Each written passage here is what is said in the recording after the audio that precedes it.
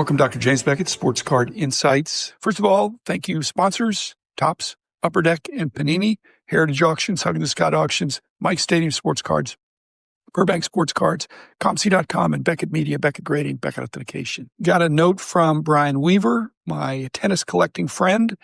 I did mention his question from 50 episodes ago, but he says, I recall you saying you purchased your first tennis card at the National out of a $1 box. I'm realizing now that sometimes I need to be clear if this is a hypothetical or this is an example or this is meaningful in some way.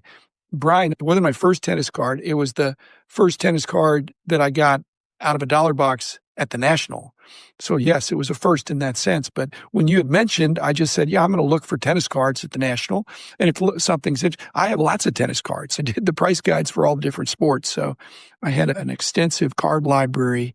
I love doing that stuff, but I think I wasn't very clear on that. I'm realizing I'm perhaps not being very clear on certain things. So you wanted to know what card I purchased, and I really don't remember. It wasn't a superstar. Let's put it that way. Most of the $1 box cards, if it's a good, interesting card, it's not a superstar. You get base cards of superstars or you get interesting cards of other. And then he mentions also, he heard me say, there's some planned activity in tennis cards. Actually, I think that's true, but I don't think that's what I said. I think I said that when things get too expensive, you move over to other areas, other sports, other vintage. And I thought what I said was that some people would then consider tennis cards. Is there going to be some additional tennis cards coming out? Yes, I believe that's the case, but that was more of a hypothetical.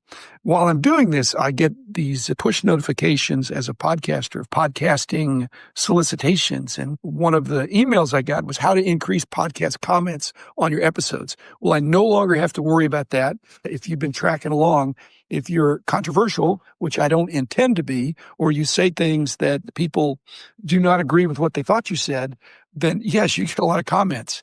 But I'm always looking for constructive comments, constructive criticism.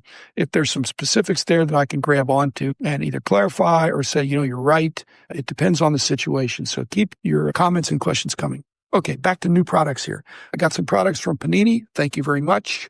They sent me a box of 2025 Panini Certified. In fact, I think I could say clearly that I did not get any basketball. This is just a week ago. I did not get any basketball product from Panini, and that is to be expected. They no longer have a license with the NBA. On the other hand, I just found out that the WNBA and the Players Association for women's basketball have reaffirmed and reestablished and extended the Panini WNBA license, including the digital blockchain product, which I think is great. And it mentioned that this was a mid-8-figure business. Exactly mid-8-figure is $50 million. Panini is in the business of making cards. And so they're going to continue to make WNBA cards. And I'm happy about that. They make some great cards. And the WNBA is an increasing market. Okay, so these products I got, 3 of them were football. One was the Panini Certified, $2.25 a box. On the medium end, maybe even low end, but it's 10 packs of 5. Trevor Lawrence and Travis Hunter on the box. You're looking for Cam Ward, Travis Hunter, maybe Ashton Genty, Jackson Dart, Shedeur Sanders, but 2 autographs, 2 memorabilia cards promised. And I always get more than I promised, and I'm not singled out. They generally need to deliver at least what they had. So they said, you're going to get this many. I got a little bit more. On the other hand, that does not mean that Panini or any other producer or manufacturer of cards will give you exact value. Actually, that wouldn't be very much fun. You want the chance at getting greater value, and you must realize that you're almost never going to get the exact value, the $225 you paid. You're normally going to get less, but occasionally, and not often, but sometimes you're going to get more and a lot more. So don't expect to get the exact amount. The 100 base cards of veterans and 100 rookies. So the rookies are essentially SPs. There weren't that many rookies in what I got. And so that means they're to some degree SPs. If you figure with 2 autographs and 2 memorabilia, the autographs are better than the memorabilia. Then the other stuff can be some goods in there. If it's an interesting insert or a low serial number of a great player, you can get or rookie cards that are unautographed, but of rookies that take off. I did fine with that box. I wasn't upset. I think there's a $200 threshold. There's a $500 threshold. There's a $1,000 threshold. The more you pay, the more you should be concerned with what you're getting out of it. But the higher the price of the box means the better the card that you could get. That's why people keep doing it, even though admittedly it is a bad business deal on average. The next box I got, thank you, Panini, was 2025 Panini Phoenix Football, Travis Hunter and Jamar Chase on the packaging, 12 packs of 5, 2 autographs, 1 memorabilia. This one's $335 a box, so another 50% more, 150 base veterans, 100 rookies, non-base, 1 per pack. So that means out of 12 packs of 5, I'm going to get 12 better cards. Does that mean the base cards are valueless? No, it doesn't mean they're valueless. It just means that they're not high value. So some player really takes off and has no other cards, but this is the problem with cards left on the counter.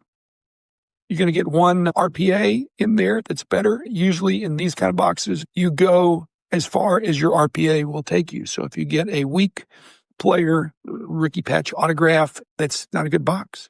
So this was not as good as the certified, but if you like rookies, I got a lot more rookies, but I didn't do quite as well. And the price, the exposure is a little bit more. If you're buying more expensive boxes, you want to be sure that's really what you want. The hobby can be enjoyed at many different levels. Third and last football box was the 2025 Panini Absolute hobby box, 3 packs of 5 cards.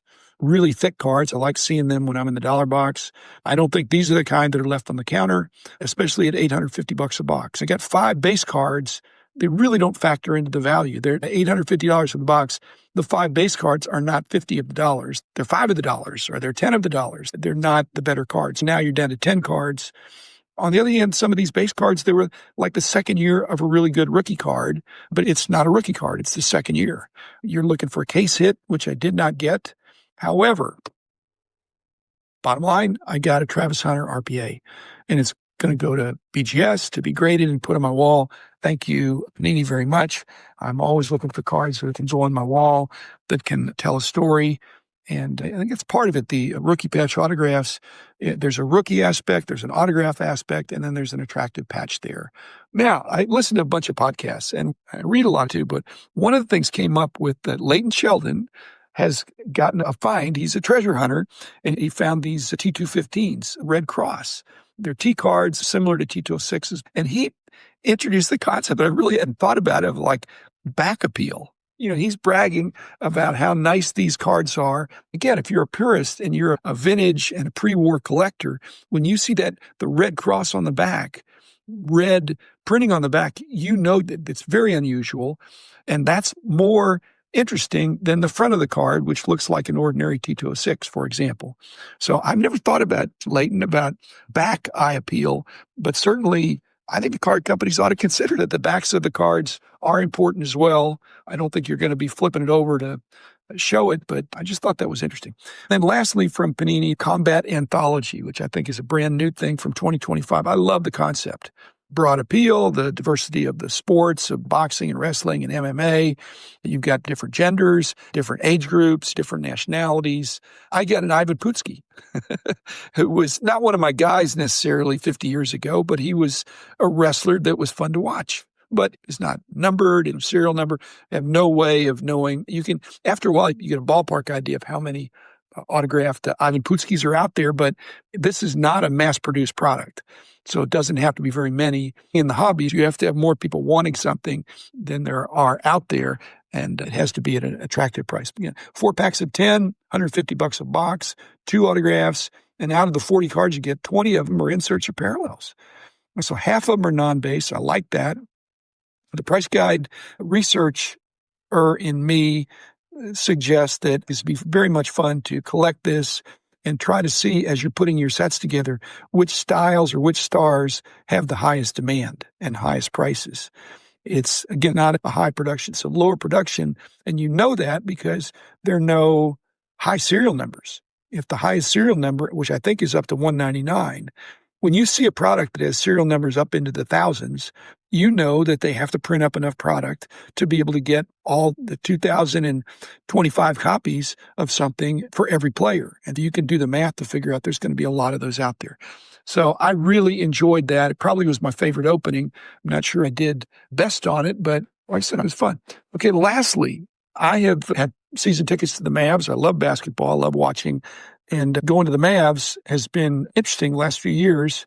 especially what happened last year. But one of the things I mentioned with the Mavs is that they have a store, their online store as well as their in-person store inside the AAC as well as in the pavilion across. Usually when they raise prices, they give you a credit. I've gotten credit, and every year I've said, you know what, can you have some cards that I don't need another pullover or jacket or T-shirt or hoodie. And they always say, yeah, we'll work on that. And every year they seem to work on it. It never came through until after October 1st, even though Panini's local and they love Panini. And occasionally they get Panini stuff in there. But you would know that as soon as Topps is there, they have a tighter relationship with the Players Association and the teams. And they're in a situation where, especially in Dallas, Cooper flag is all over the packaging. So this year I thought, I'm going to ask my representative one more time, can you get some card product in there that I could use that instead of another shirt or a pullover? And he came through. So I thought, okay. And then the question was, they had $6 individual packs, $10, not jumbo packs, but $10 packs that were a little bit thicker, and then $20 packs.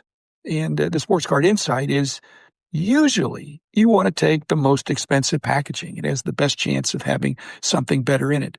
So I did. I bought a couple $6 packs, a few $10 packs, and then mostly the $20 packs. And that wasn't a bad strategy. But actually, I'm not upset about this, but I got several Cooper flags.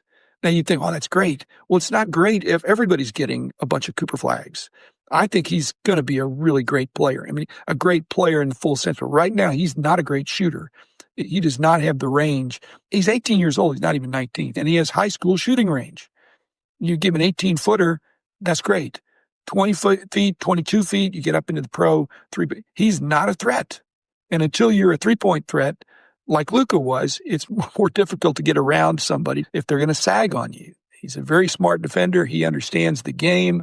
But as I've seen him, and again, I'm not being facetious, I now have a few Cooper flags. So I'm observing him, and I wonder what's going to happen there. I'm watching him on the court, and he's too respectful. He's deferring to some of his elders. So he's observing on offense. On defense, he's very active, very pleased with that. Panini, I think, goes a little bit more into parallels, Topps a little bit more into inserts. That's been my experience. So there's a lot of inserts that contain the rookie players. So I've now got a couple of inserts from Cooper Flag, but they're not the parallel inserts. There's inserts, and then there's parallels of the inserts, which are obviously the better ones. Lots of RCs in the packs. That's great, except I don't want there to be an oversupply. So I'm going to do like what I think a lot of people do, is set them aside. I've got to wait till the end of the season to see who's going to be real. In fact, even one season may not even be enough. Thank you, Panini, for providing me some enjoyment in the football and the combat area.